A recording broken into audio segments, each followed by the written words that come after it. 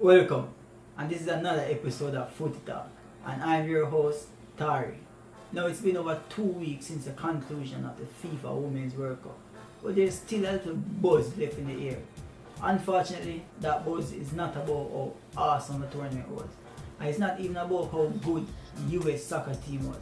And yes, they were the favorite and they did not disappoint, they took home the trophy. No, it's about equal pay. No, that's a very sensitive topic.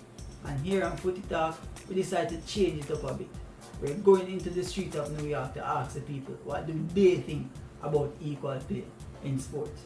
And then we're going to come back right here and you're going to get my opinion. Stay tuned for more Footy Talk. Cristiano Ronaldo! Sensational! It's Bergkamp. That's magnificent!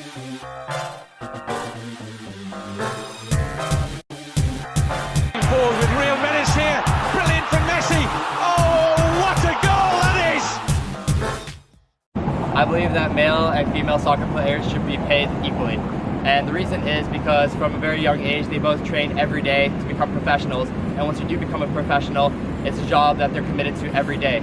To even elaborate more, not just soccer player, but any sporting industry out there, they should receive the same pay because, for example, if you're in a workplace and you're given as a female, you're given the same job as the male, you're expected to perform the same way as the male is expected. So you're supposed to be compensated for the job that you're doing. Look at the TV money. Look at all the revenues that the male brings in. Huh? The female is not doing that.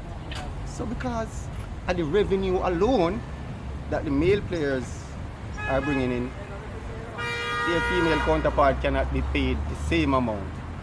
It's less revenue from the female teams.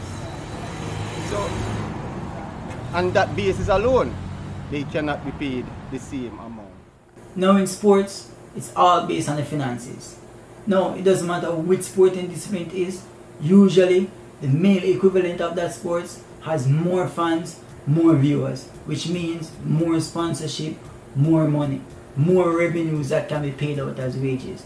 Now, on the Forbes list of the highest paid athletes 2018-2019, there was only one female athlete on that list, coming in at 63, and that was Serena Williams.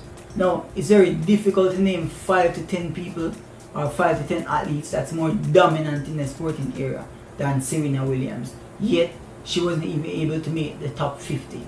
That says a lot about how much money there is in female sports. Now, to be fair, only United States women's soccer team can rival the male counterparts as it regards to jersey sale, viewers, and stadium capacity. Now, even though they won the World Cup, that prize money is nowhere close to the prize money of the men's World Cup. But to be fair, the men didn't even make it to the World Cup. So basically my point is this: no equal pay. Your pay or your wages should be based on the revenues that you bring into the organization. So if you bring in more revenues, then more pay. If you bring in less revenues, then less pay. It's as simple as that. Let us know your views. Don't forget to like, follow, and subscribe. This is another episode of Footy Talk. Stay tuned for more.